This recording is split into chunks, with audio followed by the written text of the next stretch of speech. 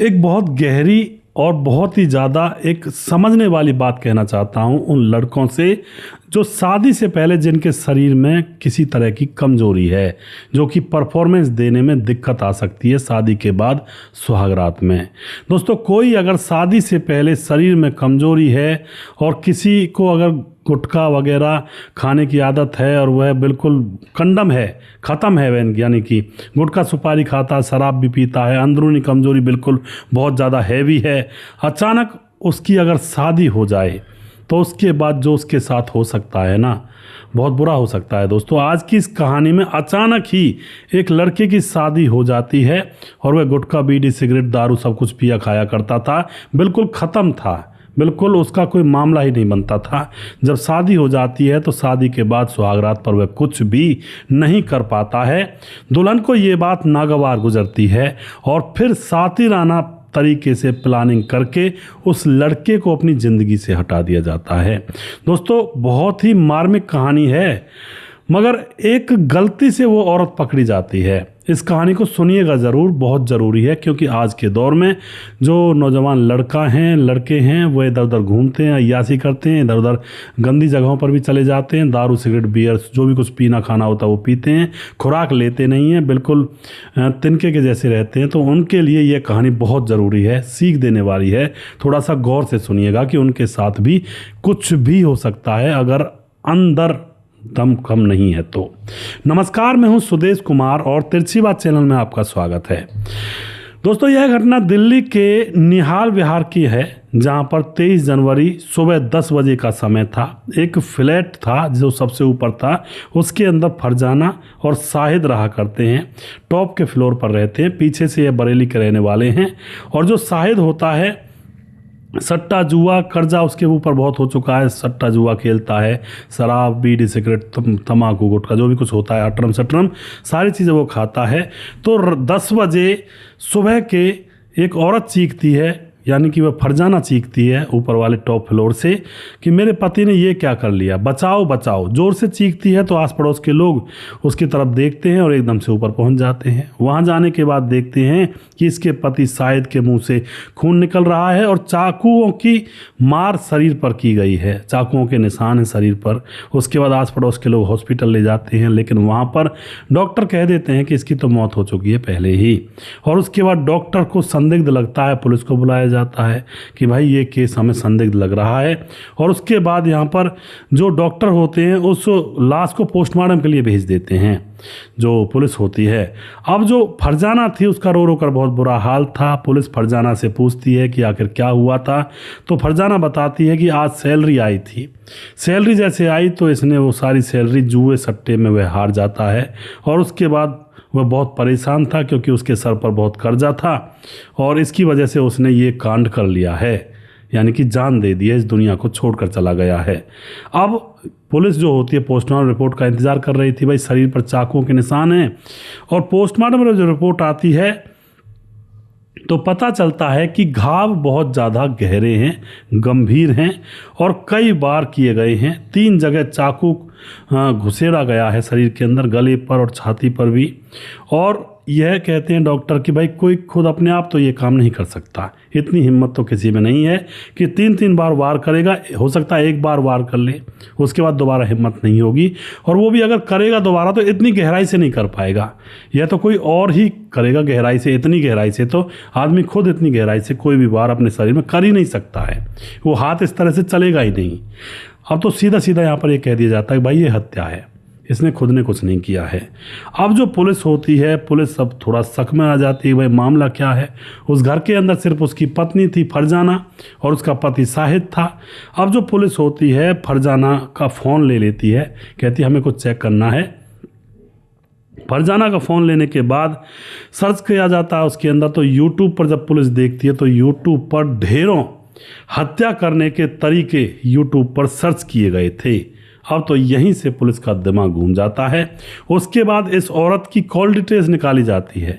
Call details में इसका चचेरा देवर से इसके कई बार बातें होती थी, उसके साथ बहुत ही गंदी गंदी चैट थी। इसका मतलब वो इसका प्रेमी था। अब तो उसके बाद सीधा फरजाना को उठा लिया जाता है कि तूने तो फ़र्ज़ पूरा कर दिया, कांड कर दिया लड़के का, और उससे पूछताछ की जाती है तूने ऐसा क्यों किया। पहले फरजाना इधर उधर की बात करती है, लेकिन पुलिस उसको सारी बातें बताती है कि तूने यूट्यूब पर कितनी बार सर्च किया है और तुम्हारा अफेयर तुम्हारे चचेरे देवर से है। फरजाना टूट जाती है और फिर राज खोलती है। जो राज फरजाना खोलती है ना, उसको ध्यान से सुनिएगा। राज ये खोलती है कि फरजाना की शादी 1 साल पहले शाहिद से हुई थी और फरजाना और शाहिद दोनों ही बरेली के रहने वाले हैं, कोई दिक्कत नहीं थी। और जो शाहिद होता है, शादी से पहले गुटखा, सिगरेट और शराब का बहुत ज़्यादा आदी था। वो बिल्कुल अंदर से ख़त्म था, वो पत्नी के योग्य तो रहा ही नहीं था। ऊपर से उसके ऊपर कर्जा इतना हो गया था, शराब गुटखा पी करके, खा करके, और अब शादी थी और जो फरजाना थी वह बहुत ही सुंदर बीवी मिल रही थी उसको, शादी के लिए हामी भर देता है। अब शादी से पहले फरजाना के भी कई बॉयफ्रेंड थे, वो भी 7 घाट का पानी पी चुकी थी, मज़े लिया करती थी। अब वह भी शादी करके यहाँ पर इन दोनों का मिलन हो जाता है। दोनों का मिलन होता है। शादी के बाद अब जब सुहागरात होती है तो सुहागरात पर फरजाना देखती है कि शाहिद की परफॉर्मेंस है बिल्कुल ज़ीरो है, ये तो बेकार है, कंडम माल है, क्या होगा अब ज़िंदगी का आगे, इस विचार में अब हो जाती है। लेकिन शर्म के मारे कह नहीं पाती है कि ऐसे कौन लड़की कहती है, आखिर चुपचाप रहती है और शाहिद से जो हो पाता वो करके वहाँ से चला जाया करता। वहीं पर रहते रहते अब फरजाना को तो ऐसा लग रहा था कि भाई कोई ऐसा तो हो जीवन में जिससे मन लग सके, जिसके साथ अपनी शरीर की अंगड़ाई, शरीर की टूटन को मिटा सके। तो वहीं पर चचेरा देवर था, उसके साथ नैन लड़ाने लगती है। वहीं पर रहा करता, वह आंगन में भी आ जाया करता, घर में भी आ जाया करता। तो एक दिन उसे अंदर ले जाती है कमरे के अंदर और उससे कहती है कि तुम्हें नहीं लगता देवर जी मैं कुछ अलग ही चीज़ हूँ तुम्हारे घर में। अब देवर जी जवान था, उसने कहा हाँ बिल्कुल भाभी, तुम तो बहुत ही नगमा हो, हीरा हो। तो उसके बाद वह अपने देवर को कौली से लिपट जाती है, गले लगा लेती है। और फिर देवर भी कहाँ रुकने वाला था और उस दिन उन दोनों के संबंध बन जाते हैं। संबंध बनते हैं तो आज फरजाना को असलियत में वो चरम सुख मिला था जिसकी वह हकदार थी, जिसकी वह चाहत रखती थी। एक बार जब यह कांड होता है तो रोज़ रोज़ का सिलसिला होने लगा था, घर के अंदर ही खाते पीते और वहीं पर ये सारा कांड कवाड़ा कर लेते नज़र बचा करके। न पति को पता, ना सास ससुर को पता, ना किसी और को पता। आराम से मज़े ले रही थी फरजाना और उसका चचेरा देवर। मगर दोस्तों अब क्या करता है, ये जो शाहिद होता है इसका पति, इसके ऊपर कर्जा बहुत हो जाता है।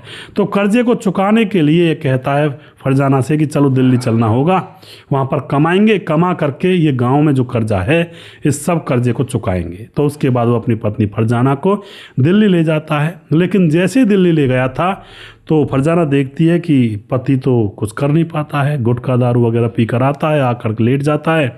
वेल्डिंग की दुकान में काम करने लगा था दिल्ली में, और यहाँ पर भी आकर के पति कर्जा लेने लगता है। अब ये कर्जा चुकाने के लिए आए थे, लेकिन यहाँ तो और ज़्यादा कर्जमान हो जाता है, क्योंकि दोस्तों शराब और ये गंदी आदतें जिस इंसान को लग जाती हैं उनके पास कभी पैसे इकट्ठा नहीं हुआ करते। सारी चीज़ों की वह शराब दारू में सारे पैसों को खर्च कर दिया करते हैं। ना इसकी जो महीने की सैलरी आती है उसमें से कुछ बच पाता, थोड़ा बहुत किराया निकल पाता, बाकी खाना पीना भी बस ऐसे ही तंगी सी में हुआ करता। अब तो यहाँ पर भी बुरा हाल हो जाता पति शाहिद का, और ऊपर से पत्नी को संतुष्ट नहीं कर पाता। और एक और बात, फरजाना जो कि वहाँ रह करके बरेली में अपने देवर के साथ अपनी शरीर की भड़ास निकाल लिया करती थी, लेकिन अब तो वह देवर भी यहाँ पर नहीं आ सकता, दिल्ली कौन आएगा इस काम के लिए। अब तो बहुत परेशानी, हैरानी, फरजाना तो दोनों तरफ से मर गई। ना तो पति का कर्जा चुका, उल्टा कर्जमान होता जा रहा है, ना शारीरिक सुख मिल रहा है, और पति में कुछ दमखम है ही नहीं। अब जाए तो जाए कहाँ। फरजाना का दिमाग खराब टोटली। अब वह सोचने लगती है कि अगर पति को रास्ते से हटा दिया तो फिर मैं अपने देवर के साथ रह लूँगी, वहीं से कह दूँगी मैं तो इस घर को छोड़कर नहीं जा रही, मेरी देवर से शादी करवा दो। यानी कि बहाना मिल जाएगा कि, और वही अगर ऐसा कहेगी तो लोग तारीफ भी करेंगे, देखो बेचारी को कितना सदमा लगा है, घर को छोड़कर नहीं जा रही है और यहीं पर रह गई है अपने पति की याद में। अब ये सारी प्लानिंग ये कर लेती है और प्लानिंग के तहत ये यूट्यूब पर सर्च करती है। यह एक बात और सोचती है कि मैं अगर पति से तलाक मांगूं तो पति तलाक देगा नहीं, क्योंकि फरजाना सुंदर बहुत थी, इतनी सुंदर पत्नी को आखिर तलाक कौन दे। अब यह यूट्यूब पर सर्च करती है कि किस तरह से यह हत्या वत्या करी जाए, तो सारी सर्चिंग करती है, वहाँ से इसको एक प्लानिंग आती है। बहुत सारे वीडियोज़ देखने के बाद सोचती है, दिमाग लगाती है कि सोते हुए इसकी गर्दन पर एक बार चाकू चला दूं और उसकी वजह से इसकी मौत हो जाए। तो यही कह दूंगी कि इसने खुद ने चाकू चलाया था, क्योंकि ये कर्जमान हो गया था और क्योंकि कर्ज वाले घर पर आया करते थे। इससे फरजाना जो थी वो बहुत परेशान थी। अब यह पूरी प्लानिंग थी इसकी कि एक बार करूंगी ये कांड, उसके बाद इसके हाथ में चाकू रख दूंगी। शाम को होती है, शाम को पति आता है, आते ही और फिर सो जाते हैं। बड़े प्यार से बात करती है आज तो उससे, क्योंकि उसको पता था कि आज ये इस दुनिया से विदा होने वाला है। रात होती है, रात को जब पति सो जाता है नशे के चक्कर में, चाकू लाती है, इसने पहले से ही रखा हुआ था प्लानिंग करके, इसके गले पर एक बार घुमाती है कि बस हो गया काम।